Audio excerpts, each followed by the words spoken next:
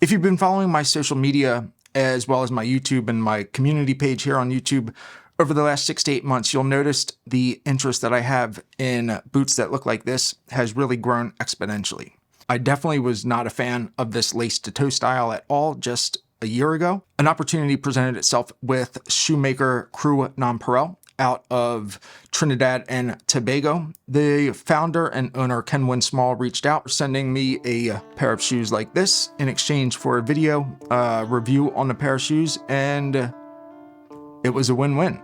I got my pair of monkey boots, and we're gonna give you the review right now. Let's get started.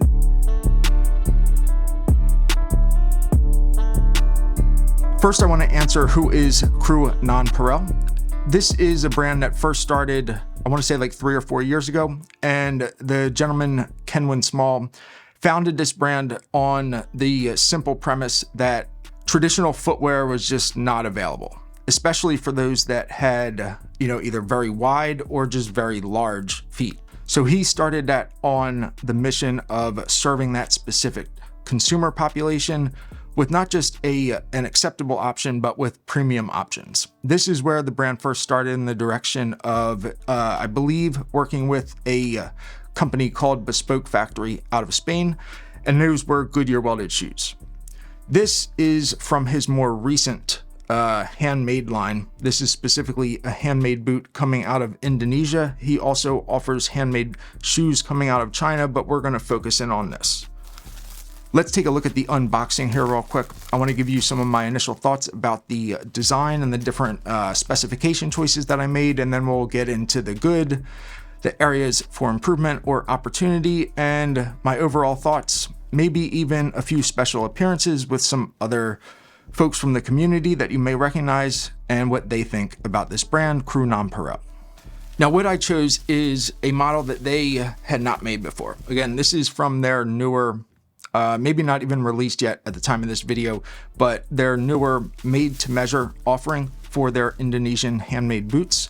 This is where you can pretty much customize everything, get the fit adjustments made. You have the customized sole, the construction type, the leather, the upper. At least for the last 4 months, I've always had a fascination with this lace-to-toe monkey boot style, and I thought what better opportunity than to both get the experience to have one of these and kind of try out this new brand, Crù Ñonpareil, which I've heard, very reputable things from, fellow community members.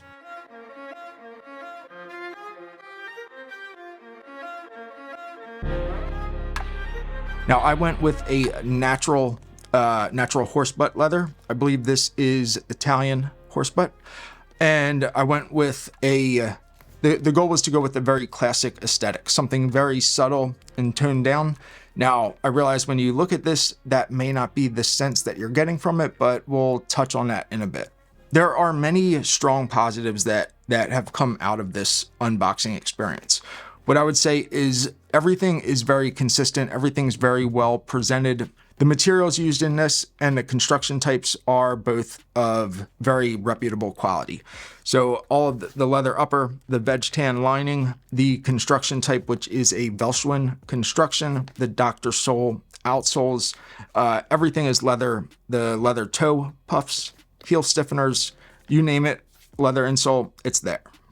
Very, very reputable and kind of a premium aesthetic from the standpoint of everything that goes into this is from a premium material. Perfectly reasonable and acceptable within this price point, which if I didn't mention that already, it is roughly $650 plus shipping, but you'll need to kind of confirm that at the time of order because a lot of the factors such as leather, the style, the construction type, things like that are definitely going to impact that pricing, but it's going to be in that range of $650. A couple other items to note here.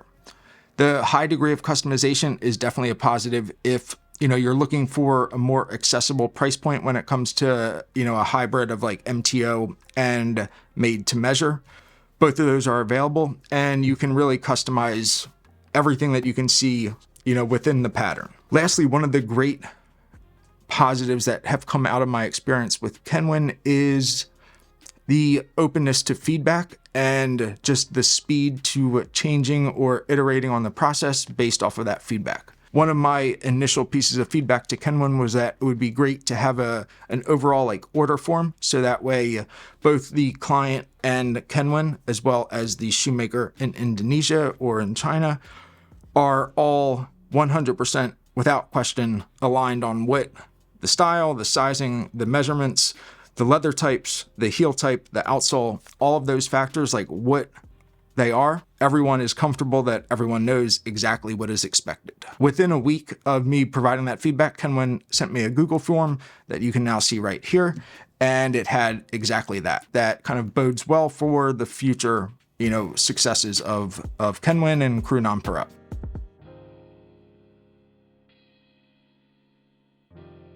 Now let's get into, probably what you're most interested in, and that is the areas for improvement or the opportunities here. Now, Kenwin and I have been, casual friends for a number of years now. So this may have played a factor into that, but the entire ordering process for me was really done via Facebook Messenger. Now, I don't know if that's the normal business practice, and I would assume that it's not. I assume that everything's either done through the website or through email, as well as now this new order form. But for me, doing it in that manner and kind of taking it detail by detail over a number of days meant at the end, I thought I knew exactly what I had ordered, and Kenwin kind of had a slightly different understanding of that, and then the shoemaker in Indonesia had a different understanding of that. Now, I'll put up a picture of like what the original plan was for what this was supposed to look like. And while, I would say we're about like 60% of the way there, some significant liberties were taken as far as the woodsman heel, the Veldschoen construction, just simple things like that make a very different aesthetic, kind of got lost in translation as well as just lost in the ordering process. It would probably be a huge deal for you. That said, I want to make this very clear. Kenwin has already, addressed and mitigated this from happening again by implementing this new order form. And I think that that's definitely worth not just calling out, but saying, I think he did the right thing by turning that around so quickly and making sure that this is not something that's going to happen to anybody else. Everything else, opportunity-wise, focuses on the fit. Now, this was kind of a trial run of like made to measure. And I provided my foot tracings and measurements that I provide to every other shoemaker that I've ever worked with. Never had an issue. With this boot, this is too big. After talking with Kenwin, who talked with the bootmaker in Indonesia, we think it was a combination of kind of making this pattern for the first time, combined with just kind of his interpretation of how a comfortable shoe should fit, at least when it comes to this type of boot. When you do a made to measure, it's not an interpretation of made to measure, but it should be the made to measure. The measurements that the customer gives you is what it should be made to. I think this ordering form is going to alleviate a lot of that wiggle room, because essentially you can put right on this order form, here are the measurements. I don't want any room built in for comfort. I don't want anything taken away for comfort. I just want the boot to fit the exact dimensions of my foot. What are my overall thoughts on the quality, the craftsmanship? This is where I struggled a bit, because being that this boot was really too big for me to wear, and the few times that I tried to wear it, it just was not that it wasn't comfortable, but it was, too roomy to wear. Again, I wasn't like tripping over myself, but I just didn't enjoy the process of wearing a shoe that is this large. So what I decided to do instead, to try and get you that recommendation answer, as well as the overall experience answer, is I kind of phoned a friend or multiple friends. They all have had much more substantial experiences with Crù Ñonpareil, and I'm going to bring them in to kind of tell you what their thoughts are about this shoemaker. What up? My name is Vladimir Richer from chaseandrouter.com. I'm a menswear YouTuber / podcaster, and I make a lot of shoe content. Crù Ñonpareil is one of my favorite brands. What I appreciate the most about them is during the MTO process, they send you so many updates, and that's a really satisfying thing. So I already knew what my shoe looked like before I actually got it in my hand. I got to see the lasting process. I got to see when they put the outsole on. You don't really get that typically from most brands. When you order the shoes, you only really get to see the shoes once you receive them. So this is a really great brand, and I definitely stand behind them. Pause. Peace. Hey guys, my name is Jesse. You might recognize me from the Facebook group, the Shoe Forum, or my work on Instagram as Aussie Soulmate doing patinas and shines. Giving you a few thoughts today on my boots from Crù Ñonpareil. Look, working with Kenwin was great from the start. I had some fairly different design processes that I really wanted to get across the line.